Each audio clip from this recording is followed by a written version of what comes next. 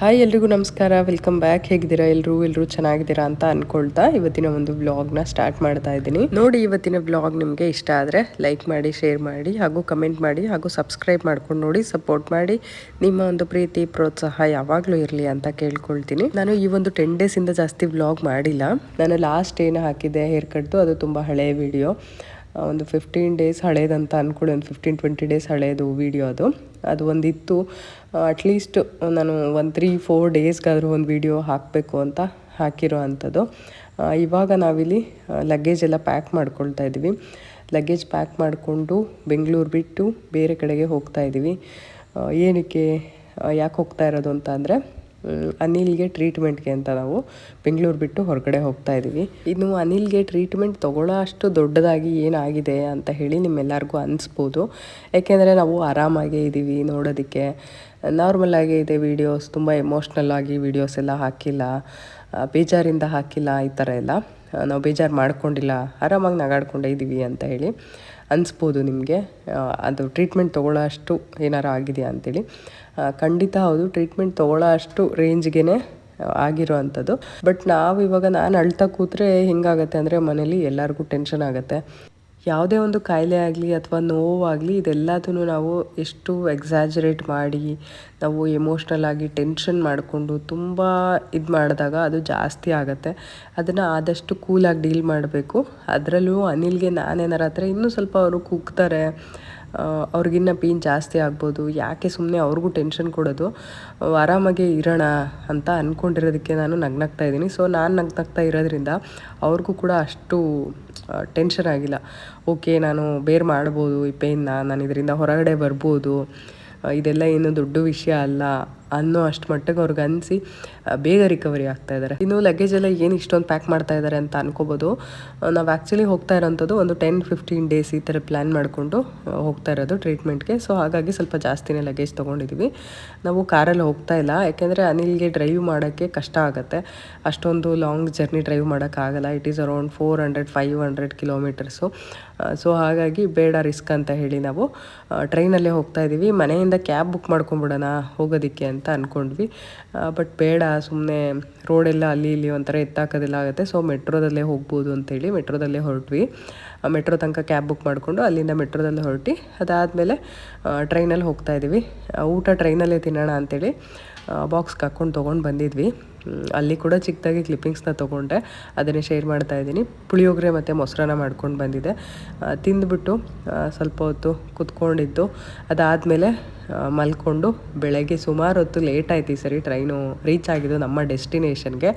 ನಾವು ಹೊರಟಿದ್ದಂಥದ್ದು ವೀಕ್ ಡೇನಲ್ಲೇ, ಆದರೂ ಕೂಡ ಟ್ರೈನ್ ತುಂಬಾ ರಶ್ ಇತ್ತು ಗೊತ್ತಾ, ಎಲ್ಲೂ ಖಾಲಿ ಇರಲಿಲ್ಲ. ನಾವು ಆ್ಯಕ್ಚುಲಿ ಲೋಯರ್ನ ಸೆಲೆಕ್ಟ್ ಮಾಡ್ಕೊಂಡಿದ್ದೆ ನಾನು, ಲೋಯರ್ ಸೀಟ್ನ, ಯಾಕೆಂದರೆ ಅನಿಲ್ಗೆ ಹತ್ತಕ್ಕಾಗಲ್ಲ, ಪೇನ್ ಇದೆ ಅನ್ನೋ ಕಾರಣಕ್ಕೆ.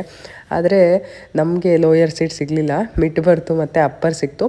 ಸೊ ಬಿಡು, ವೀಕ್ ಡೇ ಅಲ್ವಾ, ಯಾವುದಾದ್ರೂ ಖಾಲಿ ಇರುತ್ತೆ ನೋಡೋಣ ಅಂತ ಅಂದ್ಕೊಂಡು ಬಂದ್ವಿ.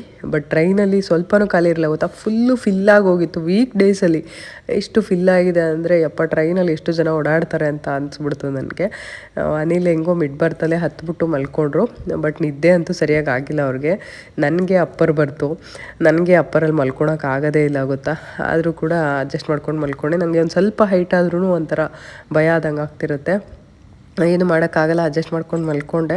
ಅದಾದಮೇಲೆ ಇನ್ನು ಬೆಳಗ್ಗೆ ಎದ್ಮೇಲೆ ಇನ್ನು ರೀಚ್ ಆಗಿರಲಿಲ್ಲ ಡೆಸ್ಟಿನೇಷನು ಆನ್ ಟೈಮ್ಗೆ. ಆಲ್ಮೋಸ್ಟ್ 1 ಅವರ್ 1.5 ಅವರ್ ಏನೋ ಲೇಟ್ ಆಯಿತು ಟ್ರೈನು ರೀಚ್ ಆಗೋದಕ್ಕೆ. ಸೊ ಕೆಳಗಡೆ ಕೂತ್ಕೊಂಡು ನೋಡ್ತಾ ಇದ್ವಿ. ಚೆನ್ನಾಗಿತ್ತು ವೆದರೆಲ್ಲ, ಹಾಗೆಯೇ ವಿಂಡೋ ಎಲ್ಲ ಓಪನ್ ಮಾಡೋ ಥರ ಏನು ಇರಲಿಲ್ಲ, AC ಆಗಿದ್ದರಿಂದ ಒಳಗಡೆ ಸುಮ್ಮನೆ ಕೂತ್ಕೊಂಡಿದ್ದಾಯಿತು. ನಾನು ನಿಜವಾಗ್ಲೂ ಅಂದ್ಕೊಂಡೇ ಇರಲಿಲ್ಲ ಈ ಥರ ಒಂದು ಟ್ರೀಟ್ಮೆಂಟ್ ತೊಗೋಬೇಕಾದಂಥ ಒಂದು ಸಿಚುವೇಶನ್ ಬರುತ್ತೆ ಅಂತ ಹೇಳಿ. ಹಾಗೆ ನೋವು ಕಡಿಮೆ ಆಗಿಬಿಡುತ್ತೆ ಅಂತ ನಾನು ಅಂದ್ಕೊಂಡಿದ್ದೆ. 1 ತಿಂಗಳು 1.5 ತಿಂಗಳಲ್ಲಿ ಹಾಗೆ ನೋವು ಕಡಿಮೆ ಆಗಿಬಿಡುತ್ತೆ ಅಂತ ಅಂದ್ಕೊಂಡಿದ್ದೆ. ಬಟ್ ಅದೇನೋ ನೋವು ಕಡಿಮೆ ಆಗಲೇ ಇಲ್ಲ ಅನಿಲ್ಗೆ. ಲೋಯರ್ ಬ್ಯಾಕ್ ಪೇಯ್ನ್ ಆಗಿರ್ಬೋದು, ಮತ್ತು full leg pain, radiating pain ಥರ, ಅದು ಸಯಾಟಿಕಾ ಥರ ಪೇಯ್ನ್ ಜಾಸ್ತಿನೇ ಇತ್ತು ಮನೇಲಿ ಇದ್ದಾಗ. ರೆಸ್ಟ್ ಏನು ಮಾಡಿಲ್ಲ ಅವರು ಕಂಪ್ಲೀಟ್ ರೆಸ್ಟು ಮಾಡಬಾರ್ದು, ಕಂಪ್ಲೀಟ್ ಆ್ಯಕ್ಟಿವ್ ಆಗೂ ಇರಬಾರ್ದು ಅಂತ ಹೇಳಿದರು ಡಾಕ್ಟರ್ ಹೇಳಿದ್ದೆಲ್ಲ ಫಾಲೋ ಮಾಡ್ತಾ ಇದ್ವಿ. ಹಾಗೆಯೇ ಫಿಸಿಯೋಥೆರಪಿ ಕೂಡ ತೊಗೊಂಡಿದ್ವಿ, ಸ್ಟ್ರೆಚಸ್ ಎಲ್ಲ ಮಾಡಿಬಿಟ್ಟು. ಫುಡ್ಡು ಕೂಡ ಅಷ್ಟೇ, ಏನೇನು ತೊಗೋಬೇಕು ಇದೆಲ್ಲ ನೋಡಿಬಿಟ್ಟು ಅದೇ ಥರನೇ ಡಯೆಟ್ ಎಲ್ಲ ಮೇಂಟೈನ್ ಮಾಡ್ಕೊಂಡು ಬಂದ್ರೂ ಕೂಡ ಸ್ವಲ್ಪನೇ ಪೇಯ್ನ್ ಕಮ್ಮಿ ಆಗಿದ್ದು, ಜಾಸ್ತಿ ಏನು ಕಮ್ಮಿ ಆಗಿರಲಿಲ್ಲ. ಸೊ ಹಾಗಾಗಿ ನಾವು ಒಂದು 3 ಒಪಿನಿಯನ್ಸ್ 4 ಒಪಿನಿಯನ್ಸ್ ತೊಗೊಂಡಿದ್ದೀವಿ ಅಂತ ಹೇಳ್ಬೋದು. ಫಸ್ಟು ಡಾಕ್ಟ್ರು ಬಂದು ಸರ್ಜರಿ ಸಜೆಸ್ಟ್ ಮಾಡಿದ್ರು, ಆಯಿತಾ. ಅದಾದಮೇಲೆ ಸೆಕೆಂಡ್ ಒಪಿನಿಯನ್ ತೊಗೊಂಡ್ವಿ, ಅವರು ಕೂಡ ಸರ್ಜರಿನೇ ಸಜೆಸ್ಟ್ ಮಾಡಿದ್ರು. ಮತ್ತು ಇನ್ನೂ ಒಂದು ಕಡೆ ವಿಚಾರಿಸಿದ್ವಿ, ಅವರು ಕೂಡ ಸರ್ಜರಿನೇ ಸಜೆಸ್ಟ್ ಮಾಡಿದ್ರು. ಸೊ ಹಾಗಾಗಿ ಸ್ವಲ್ಪ ನಮಗೆ ಭಯ ಇತ್ತು, ಏನಪ್ಪ ಮಾಡೋದು ಅಂತ ಹೇಳಿ ಒಳಗೊಳಗೆ ಭಯ. ಈ ಕಡೆ ಟೆನ್ಷನು, ಹೆಂಗಪ್ಪ ಇದು ಸರಿ ಹೋಗುತ್ತಾ ಅಥವಾ ಇದು ಲಾಂಗ್ ಟರ್ಮ್ ಪೇಯ್ನ್ ಆಗಿಬಿಡುತ್ತಾ, ಈ ಥರ ಎಲ್ಲ ಸಾವಿರಾರು ಯೋಚನೆಗಳು ಮಾಡಿಕೊಂಡು ಫೈನಲ್ ಆಗಿ ನಾವು ಡಿಸೈಡ್ ಮಾಡಿ ಆಯುರ್ವೇದಿಕ್ ಟ್ರೀಟ್ಮೆಂಟ್ ತೊಗೊಳ್ಳೋಣ ಅಂತ ಹೇಳಿ ಆಯುರ್ವೇದಿಕ್ ಟ್ರೀಟ್ಮೆಂಟ್ಗೆ ಬಂದ್ವಿ ಹಾಸ್ಪಿಟಲ್ಗೆ. ಇನ್ನು ತುಂಬ ಟೈಮ್ ತೊಗೋಬೋದು.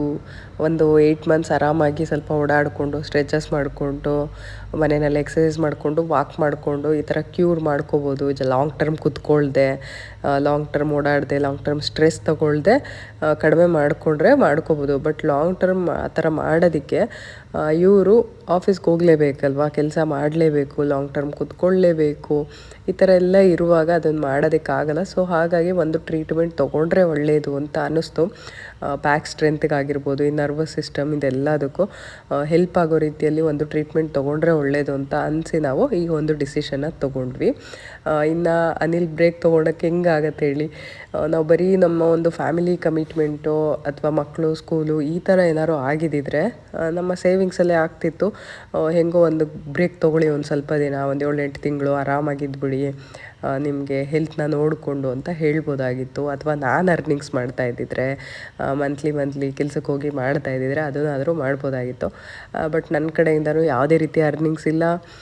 ಸೊ ಮನೆ ಕಮಿಟ್ಮೆಂಟ್ ಬಿಟ್ಟು ಬೇರೆ ಎಲ್ಲ ಸ್ವಲ್ಪ ಕೆಲಸಗಳನ್ನೆಲ್ಲ ಕೈ ಹಾಕ್ಕೊಂಬಿಟ್ಟಿರೋದ್ರಿಂದ ನಾವು ಏನು ಡಿಸಿಷನ್ ಕೂಡ ತೊಗೊಳಕ್ಕಾಗೋದಿಲ್ಲ. ಅನಿಲ್ ಮತ್ತೆ ವಾಪಸ್ಸು ಜಾಬ್ಗೆ ಹೋಗಬೇಕು, ಅದನ್ನು ರಜಾ ಮುಗಿಸ್ಕೊಂಡು ಹೋಗಬೇಕು. ಮ್ಯಾಕ್ಸಿಮಮ್ ಅಂದರೆ ಒಂದು 2-3 ಮಂತ್ಸ್ ತೊಗೋಬೋದು ಅವರು ರಜಾ, ಅದಕ್ಕಿಂತ ಜಾಸ್ತಿ ತೊಗೊಳೋದಕ್ಕೆ ಆಗೋದಿಲ್ಲ. ಅಷ್ಟೇ ಅವ್ರಿಗೆ ಲೀವ್ಸ್ ಇರೋ ಅಂಥದ್ದು. ಇನ್ನು ವರ್ಕ್ ಫ್ರಮ್ ಹೋಮ್ ತೊಗೋಬೋದು, ಬಟ್ ವರ್ಕ್ ಫ್ರಮ್ ಹೋಮ್ ತೊಗೊಂಡ್ರೂ ಕೂಡ ಕೆಲಸ ಮಾಡಲೇಬೇಕಲ್ವ, ಜಾಸ್ತಿ ಹೊತ್ತು ಕೂತ್ಕೊಂಡು ಕೆಲಸ ಮಾಡಬೇಕಾಗತ್ತೆ. ಸೊ ಇನ್ನು ಡಿಸ್ಕ್ಗೆ ಪ್ರೆಷರ್ ಆಗುತ್ತೆ. ಡಿಸ್ಕ್ ಬಲ್ಜ್ ಅಂತ ಅಂದರೆ ಅದು ಆಗಿರೋದೇ ಅವ್ರಿಗೆ ಲಾಂಗ್ ಟರ್ಮ್ ಕೂತು ಕೆಲಸ ಮಾಡಿ. ಮತ್ತು ಜಿಮ್ಮಿಂದ ನನಗೂ ಒಂದು ಅನ್ಸೋದು, ಅರ್ಧ ಜಿಮ್ಮಿಂದ ಅರ್ಧ ಈ ಕೆಲಸದಿಂದ, ಎರಡೂ ಕಡೆಯಿಂದ ಸೇರಿ ಆಗಿರೋ ಅಂಥದ್ದು. ಜಿಮ್ಮಲ್ಲಿ ಸ್ವಲ್ಪ ಕರೆಕ್ಟಾಗಿ ವೆಯ್ಟ್ ಲಿಫ್ಟ್ ಮಾಡಿದೆ ಅಥವಾ ಏನೋ ಗೊತ್ತಿಲ್ಲ ಅವ್ರು ಏನು ಮಾಡಿದ್ದಾರೆ ಅಂತ. ಅವ್ರು ಹೇಳಲ್ಲ, ಇಲ್ಲ ನಾನು ವೆಯ್ಟ್ ಲಿಫ್ಟ್ ಮಾಡಿಲ್ಲ ಅಂತಲೇ ಹೇಳ್ತಾರೆ. ನನಗೆ ಟೈಮ್ ಇರ್ತಾ ಇರಲಿಲ್ಲ, ಆಫೀಸ್ಗೆ ಹೋಗಬೇಕು, ಹಂಗಾಗಿ ನಾನು ಜಾಸ್ತಿ ವರ್ಕೌಟೇ ಮಾಡಿಲ್ಲ ಅಂತ ಹೇಳ್ತಾರೆ. ಬಟ್ ನನಗನ್ಸುತ್ತೆ ಜಿಮ್ಮಿಂದನೂ ಒಂದು ಸ್ವಲ್ಪ ಆಗಿರ್ಬೋದು, ಈ ಕಡೆ ಕೆಲಸದಿಂದನೂ ಕೂಡ ಆಗಿರ್ಬೋದು. ಎರಡೂ ಕಡೆನೂ ಕೇರ್ ತೊಗೊಂಡಿಲ್ಲ ಅಂತ ಅಂದರೆ ಫ್ರೀಕ್ವೆಂಟಾಗಿ ಎದ್ದು ಓಡಾಡೋದಾಗಿರ್ಬೋದು, ಕೆಲಸ ಮಾಡಬೇಕಿದ್ರೆ ಮಧ್ಯದಲ್ಲಿ, ಅಥವಾ ಜಿಮ್ಮಲ್ಲೂ ಅಷ್ಟೇ ವರ್ಕೌಟ್ ಮಾಡಲೇಬೇಕು ನಾನು ಡೈಲಿ ಅಂತ ಟೆನ್ಷನ್ ಮಾಡಿಕೊಂಡು ನಿದ್ದೆ ಮಾಡದೇ ಇದ್ದರೂ ಕೂಡ ವರ್ಕೌಟ್ ಮಾಡೋಕ್ಕೆ ಹೋಗೋದು. ಈ ಥರ ಎಲ್ಲ ಒಂದು ಫಿಟ್ನೆಸ್ ಅಂದರೆ ಬರೀ ಜಿಮ್ಗೆ ಹೋಗೋದು ಅಂತ ಅವ್ರ ಲೆಕ್ಕದಲ್ಲಿ ಈ ಥರ ಎಲ್ಲ ಮಾಡಿರ್ಬೋದು ಅಂತ ನನಗನ್ಸುತ್ತೆ. ಏನು ಮಾಡೋಕ್ಕಾಗಲ್ಲ. ಟ್ರೀಟ್ಮೆಂಟ್ ಹೇಗೆ ನಡೀತಿದೆ ಏನು ಅಂತ ಹೇಳಿ ನಾನು ನಿಮಗೆ ಕಮ್ಮಿಂಗ್ ಬ್ಲಾಗ್ಸಲ್ಲಿ ಶೇರ್ ಮಾಡ್ತೀನಿ. ಇನ್ನು ಇವಾಗ ಸ್ವಲ್ಪ ಹಣ್ಣೆಲ್ಲ ಬಿಡಿಸ್ಕೊಡ್ತಾ ಇದ್ದೆ ನಾನು ಅನಿಲ್ಗೆ. ಅಂದರೆ ಇಲ್ಲಿ ಫುಡ್ಡು ಕೊಡೋದು ಪಥ್ಯ ಫುಡ್ ಇರುತ್ತೆ. ಸೊ ಬೇರೆ ಏನು ತಿನ್ನಂಗಿಲ್ಲ, ನಾನ್ ವೆಜ್ ಆಗಿರ್ಬೋದು, ಮೊಟ್ಟೆ ಆಗಿರ್ಬೋದು, ಇದೆಲ್ಲ ಏನು ತಿನ್ನಂಗಿಲ್ಲ. ಅವರು ಕೂಡ ಅಂಥ ಊಟನೇ ತಿನ್ನಬೇಕು. ಅದು ಒಂದು ಮೇಯ್ನ್ ಪ್ರಾಬ್ಲಮ್ ಆಗ್ತಾ ಇರೋದು ಇಲ್ಲಿ.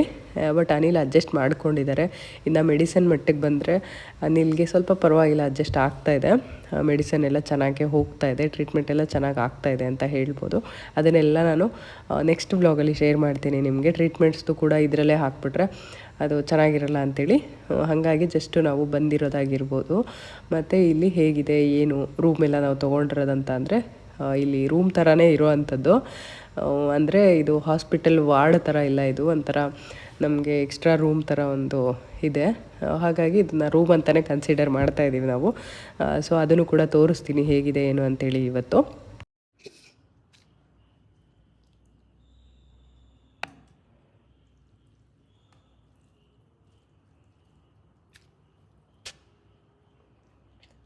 ಸೊಪ್ಪು ಪಲ್ಯ, ಬೀನ್ಸ್ ಪಲ್ಯನಾ?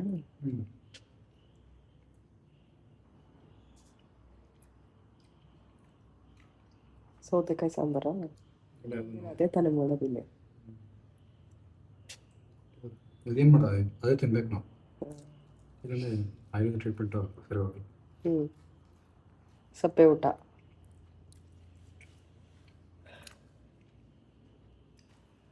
ಪಲ್ಯ, ಸೊಪ್ಪು, ತರಕಾರಿ ಪಲ್ಯ, ಸೂಪು, ಗಂಜಿ.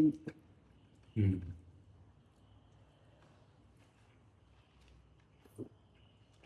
ಬಾಯ್ಲ್ಡ್ ರೈಸು ಇಲ್ಲಾಂದರೆ ವೈಟ್ ರೈಸು. ನೀವು ಕೇಳ್ತಾರೆ ಯಾವ ರೈಸ್ ಬೇಕು ಅಂತ, ಬಾಯ್ಲ್ಡ್ ರೈಸ್ ತೆಗೆದ್ರೆ ಬಾಯ್ಲ್ಡ್ ರೈಸ್ ಕೊಡ್ತಾರೆ.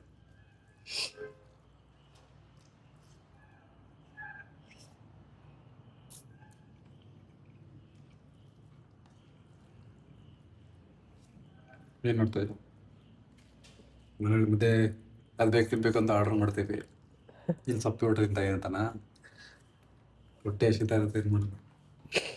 ತಿಂತೀನಿ, ಏನು ಮಾಡೋಕ್ಕಾಗಲ್ಲ. ಸಿಚುವೇಶನ್ ಹೆಂಗಿರುತ್ತೋ ಹಂಗೆ ಹೋಗ್ತಾ ಇರ್ಬೇಕಷ್ಟೆ, ಏನಾಗತ್ತೋ ಹಂಗೆ ಅಂತ ಅಲ್ವಾ. ನನಗೂ ಕೋಲ್ಡ್ ಆಗ್ಬಿಟ್ಟಿದೆ ಯಾಕೋ ಸಿಕ್ಕಾಬಿಟ್ಟು. ಬಂದಾಗಿಂದ ಇಲ್ಲಿ ವಾತಾವರಣ ಚೇಂಜ್ ಆಗೋಯ್ತಲ್ಲ, ಅದಕ್ಕೆ.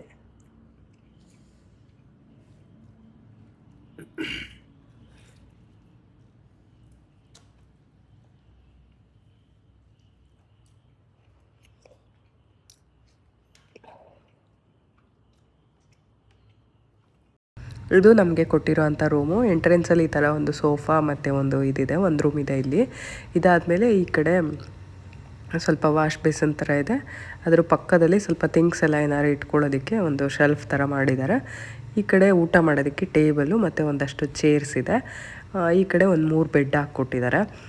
ಇಲ್ಲಿ ಅನಿಲ್ ಮಲ್ಕೊಂಡಿದ್ದಾರೆ, ಅಂದರೆ ಅವ್ರಿಗೆ ಸ್ವಲ್ಪ ಲೇಪ ಎಲ್ಲ ಹಾಕಿದ್ದಾರೆ, ಮಲ್ಕೊಂಡಿದ್ದಾರೆ. ಅದಾದಮೇಲೆ ಈ ಕಡೆ ಒಳಗಡೆ ಬಂದುಬಿಟ್ಟು ಟ್ರೀಟ್ಮೆಂಟ್ ರೂಮು ಅಂತ ಹೇಳಿ ಇದೆ. ನಾವೆಲ್ಲೂ ಹೊರಗಡೆ ಹೋಗಬೇಕಾಗಿಲ್ಲ, ಥೆರಪಿ ಆಗಿರ್ಬೋದು, ಒಂದು ಟ್ರೀಟ್ಮೆಂಟ್ ಆಗಿರ್ಬೋದು, ಅದೆಲ್ಲ ಇಲ್ಲೇ ಸಿಗುತ್ತೆ. ಇವರು ಇಲ್ಲೇ ತೊಗೋಬೋದು. ವಾಕಿಂಗ್ ಎಲ್ಲ ಅಂತಂದರೆ ಸ್ವಲ್ಪ ಒಂದು ಸರಿ ಕೆಳಗಡೆ ಕರ್ಕೊಂಡು ಹೋಗ್ತೀನಿ ನಾನು, ವಾಕಿಂಗ್ ಎಲ್ಲ ಮಾಡಿಸ್ಕೊಂಡು ಕರ್ಕೊಂಡು ಬರ್ತೀನಿ. ಇವತ್ತು ಬಂದುಬಿಟ್ಟು ನಾವಿರೋದು ಹಾಸ್ಪಿಟಲಲ್ಲಿದ್ದೀವಿ. ಏನಕ್ಕೆ ಅಂತ ಅಂದರೆ ನಿಲ್ಗೆ ಗೊತ್ತಲ್ಲ ನಿಮಗೆ, ಡಿಸ್ಕ್ ಬಲ್ಜ್ ಆಗಿತ್ತಲ್ಲ. ಸೊ ಹಾಗಾಗಿ ಒಂದಷ್ಟು ಕಡೆ ನೋಡಿದ್ವಿ ನಾವು ಹಾಸ್ಪಿಟಲ್ಗೆಲ್ಲ, ಬಟ್ ಎಲ್ಲ ಕಡೆ ಸರ್ಜರಿ ಅಂದರು. ಅದಕ್ಕೆ ಏನು ಮಾಡಿದ್ವಿ, ಅದು ಆಟೋಮೆಟಿಕ್ಕಾಗಿ ನ್ಯಾಚುರಲಿ ಕಡಿಮೆ ಆಗುತ್ತೆ ಅಂತ ಹೇಳಿ ನಾವು ಇಲ್ಲೂ ಏನು ಮೆಡಿಕೇಷನ್ಸ್ ತೊಗೊಂಡಿಲ್ಲ. ಜಸ್ಟು ಫಿಸಿಯೋಥೆರಪಿ ಮತ್ತು ಮನೆಯಲ್ಲೇ ಎಕ್ಸಸೈಸಸ್, ಸ್ಟ್ರೆಚಸ್ ಈ ಥರ ಮಾಡಿಕೊಂಡು ಸ್ವಲ್ಪ ಬ್ಯಾಕಿಗೆ ರೆಸ್ಟ್ ಕೊಟ್ಬಿಟ್ಟು ಜೊತೆಗೆ ಎಕ್ಸಸೈಸ್ ಕೂಡ ಮಾಡಿಕೊಂಡು ವಾಕ್ ಈ ಥರ ಎಲ್ಲ ಮಾಡಿಕೊಂಡು ಕಡಿಮೆ ಮಾಡೋಣ ಅಂತ ಹೇಳಿ ಅಂದ್ಕೊಂಡ್ವಿ. ಅದಾದಮೇಲೆ ಓಕೆ, ಇನ್ನೂ ಸ್ವಲ್ಪ ಪೇಯ್ನ್ ಹಾಗೇ ಇರ್ತಾಯಿತ್ತು, ಸ್ವಲ್ಪ ಸಡನ್ನಾಗಿ ಎದ್ದೊಳಕ್ಕಾಗದೇ ಇರೋದು, ಈ ಥರ ಎಲ್ಲ ಸ್ವಲ್ಪ ಲಾಂಗ್ ಟರ್ಮ್ ರೆಸ್ಟ್ ಬೇಕಾಗುತ್ತೆ ಇದಕ್ಕೆಲ್ಲ. ಅಂದರೆ ರೆಸ್ಟ್ ಅಂತ ಅಂದರೆ ಕಂಪ್ಲೀಟ್ಲಿ ಬೆಡ್ ರೆಸ್ಟು ಅಲ್ಲ, ಕಂಪ್ಲೀಟಾಗಿ ಈ ಕಡೆ ಫುಲ್ ಆ್ಯಕ್ಟಿವ್ ಆಗಿ ಮೊದಲು ಹೆಂಗೆ ನಾವಿದ್ವಿ ಆ ಥರನೂ ಇರೋಕ್ಕಾಗೋದಿಲ್ಲ. ಸೊ ಹಾಗಾಗಿ ಅದಕ್ಕೆ ಏನು ಮಾಡೋದು ಈ ಥರ ಪೇಯ್ನ್ ಇಟ್ಕೊಂಡಿರೋಕ್ಕಾಗಲ್ಲ, ಏನಾದರೂ ಮಾಡಬೇಕಲ್ಲ ಅಂತ, ಈ ಥರ ಪೇಯ್ನ್ ಇಟ್ಕೊಂಡಿರೋಕ್ಕಾಗಲ್ಲ, ಅದಕ್ಕೆ ಏನಾದರೂ ಮಾಡಬೇಕಲ್ಲ ಅಂತ ಯೋಚನೆ ಮಾಡಿಬಿಟ್ಟು ನಾನು ಅನಿಲ್ ಇಬ್ಬರು ಡಿಸೈಡ್ ಮಾಡಿಕೊಂಡು ಆಯುರ್ವೇದಿಕ್ ಹಾಸ್ಪಿಟಲ್ಗೆ ಬಂದಿದ್ದೀವಿ. ಇಲ್ಲಿ ಒಂದು ಪ್ಯಾಕೇಜ್ ಥರ ಇರುತ್ತೆ, ಅಂದರೆ 8 days, 14 days, 21 days ಈ ಥರ ಪ್ಯಾಕೇಜ್ ಥರ ಇರುತ್ತೆ. ಸೊ ಅಲ್ಲಿಗೆ ಬಂದಿದ್ದೀವಿ. ಅನಿಲ್, ಇವಾಗ ಹೆಂಗಿದೆ? ಪರವಾಗಿಲ್ವಾ? ಕಡಿಮೆ ಇದೆಯಾ? ಸ್ವಲ್ಪ ಬೆಟರ್ಮೆಂಟ್ ಫೀಲ್ ಆಗ್ತಾ ಇದೆ ಅಲ್ವಾ? ಪೇಯ್ನ್ ಎಲ್ಲ ಹೆಂಗಿದೆ? ಪೇಯ್ನ್ ಇಲ್ಲ, ಅಷ್ಟೇನು ಜಾಸ್ತಿ ಇಲ್ಲ ಅಲ್ಲ ಇವಾಗ? ಆ ಹಾಸ್ಪಿಟ್ಲು ಏನು ಇದೆಲ್ಲದನ್ನು ನಾನು ನೋಡೋಣ. ಫಸ್ಟು ನಾವು ಎಲ್ಲ ಮುಗಿಸ್ಕೊಂಡು ಮನೆಗೆ ಹೋಗಿ ನಮಗೆ ಹೆಂಗಿದೆ ಆ ಫೀಲು ಅದೆಲ್ಲ ಆದಮೇಲೆ ನಾನು ನಿಮ್ಮ ಜೊತೆ ಶೇರ್ ಮಾಡ್ತೀನಿ, ನಾವು ಎಲ್ಲಿ ಬಂದಿದ್ದೀವಿ ಏನು ಅಂತ ಹೇಳಿ. ಓಕೆನಾ? ನೋಡಿ, ಒಂಥರ ಹೆಂಗಂದರೆ ಟಫ್ ಟೈಮ್ ಅಂತ ಹೇಳ್ಬೋದು ನಮಗೆ ಇದು. ನಾವು ಅಂದ್ಕೊಂಡಿರಲಿಲ್ಲ ಈ ಥರ ಎಲ್ಲ ಆಗುತ್ತೆ, ಅನಿಲ್ಗೆ ಇಷ್ಟು ಫಿಟ್ನೆಸ್ ಆಗಿತ್ತು, ಈ ಥರ ಎಲ್ಲ ಆಗುತ್ತೆ ಅಂತ ನಾವು ಅಂದ್ಕೊಂಡಿರಲಿಲ್ಲ. ಏನು ಮಾಡೋಕ್ಕಾಗಲ್ಲ, ಎಲ್ಲರಿಗೂ ಯಾವಾಗಲೂ ಹಿಂಗೆ ಓಡ್ತಾನೆ ಇರೋದಕ್ಕಾಗಲ್ಲ, ಒಂದೊಂದು ಸ್ವಲ್ಪ ಬ್ರೇಕ್ ತೊಗೋಬೇಕಾಗತ್ತೆ ಒಂದೊಂದು ಸರಿ, ಅಲ್ವಾ ರೀ? ಬ್ರೇಕ್ ಬೇಕಾಗತ್ತೆ ಮನುಷ್ಯಂಗೆ ಒಂದು ಸ್ವಲ್ಪ. ಇಲ್ಲ ಅಂತ ಅಂದರೆ ಯಾವತ್ತೂ ರಜೆನೇ ಹಾಕಿಲ್ಲ. ಇಷ್ಟು ಲಾಂಗ್ ಟೈಮ್ ನಾನು ಇದ್ದೆ ಫಸ್ಟ್ ಟೈಮ್ ಈ ಥರ ಮದುವೆಗೆ ಕೂಡ ರಜೆ ಹಾಕಿರೋದು 10 days ಅಷ್ಟೇ. ಮದುವೆಗೆ 10 days ರಜೆ ಹಾಕಿದ್ರು ಅಷ್ಟೇ ಅನಿಲ್. ಇವಾಗ ಅದೇನೋ ನೈಪ ಹಚ್ಬಿಟ್ಟು ಹೋಗಿದ್ದಾರೆ. ನಾನು ಅವಾಗಲೇ ವಿಡಿಯೋ ಮಾಡೋಣ ಅಂತ ಸ್ಟಾರ್ಟ್ ಮಾಡಿದೆ, ಬಟ್ ಇಲ್ಲಿ ಹೆಂಗಂದರೆ ಬರ್ತಾನೆ ಇರ್ತಾರೆ ಪದೇ. ಸೊ ಹಂಗಾಗಿ ವಿಡಿಯೋ ಏನು ಮಾಡೋದಕ್ಕೆ ಆಗೋದಿಲ್ಲ ಕಂಟಿನ್ಯೂಸ್ ಆಗಿ. ಇವತ್ತು ಒಂಚೂರು ರಿಲ್ಯಾಕ್ಸ್ ಆಗಿರೋದು, ಇಲ್ಲ ಇಷ್ಟೊತ್ತಿಗೆ ಬಂದಿರೋರು 2 o'clock 3 o'clock ಅಷ್ಟೊತ್ತಿಗೆಲ್ಲ ಥೆರಪಿ ಸ್ಟಾರ್ಟ್ ಮಾಡಿರೋರು. ಓಕೆ, ಇದರೊಟ್ಟಿಗೆ ಇವತ್ತಿನ ವ್ಲಾಗ್ನ ಕೂಡ ಮುಗಿಸ್ತಾ ಇದ್ದೀನಿ. ಮಾತಾಡಿದ್ದೆ ಅಲ್ಲಿ ಆ್ಯಕ್ಚುಲಿ ನನಗೆ ಕೋಲ್ಡ್ ಆಗಿಬಿಟ್ಟಿತ್ತಲ್ಲ, ಅದ್ರದ್ದೇ ಸೌಂಡ್ ಕೇಳಿಸ್ತಾ ಇತ್ತು, ಅದಕ್ಕೆ ವಾಯ್ಸ್ ಓವರ್ ಕೊಡ್ತಾ ಇದ್ದೀನಿ. ಇನ್ನು ಈ ವಿಡಿಯೋ ನಾವು ಹಾಸ್ಪಿಟ್ಲಿಂದ ಬಂದ ಮೇಲೇ ನಿಮಗೆ ಸಿಗುವಂಥದ್ದು, ಏಕೆಂದರೆ ಇಲ್ಲಿ ನೆಟ್ವರ್ಕ್ ಸಿಗೋದಿಲ್ಲ ನಮಗೆ ವಿಡಿಯೋನ ಅಪ್ಲೋಡ್ ಮಾಡೋದಕ್ಕೆ. ಸೊ ಹಾಗಾಗಿ ಇನ್ನು ನೆಕ್ಸ್ಟ್ ವಿಡಿಯೋದಲ್ಲಿ ನಾನು ನಿಮಗೆ ಕಂಪ್ಲೀಟ್ ಇನ್ಫಾರ್ಮೇಷನ್ ಕೂಡ ಕೊಡ್ತೀನಿ, ಹೇಗಿದೆ ಟ್ರೀಟ್ಮೆಂಟ್ ಏನು ಅಂತೇಳಿ. ಅದಾದಮೇಲೆ ತೊಗೋಬೋದಾ ಅಥವಾ ಜನರಲ್ ಆಗಿ ಯಾರಾದ್ರೂ ಏನಕ್ಕೆಲ್ಲ ತೊಗೋಬೋದು, ಇದೆಲ್ಲದು ನಿಮಗೆ ಡೌಟ್ಸ್ ಇದ್ದರೆ ಖಂಡಿತ ನನಗೆ ಕಮೆಂಟ್ ಸೆಕ್ಷನಲ್ಲಿ ತಿಳಿಸಿ. ನಾನು ಆದಷ್ಟು ನನ್ನ ಹತ್ರ ಇರುವಂಥ ಇನ್ಫಾರ್ಮೇಷನ್ನ ನಿಮಗೆ ಶೇರ್ ಮಾಡ್ತೀನಿ. ಬರಲಾ? ಬಾಯ್.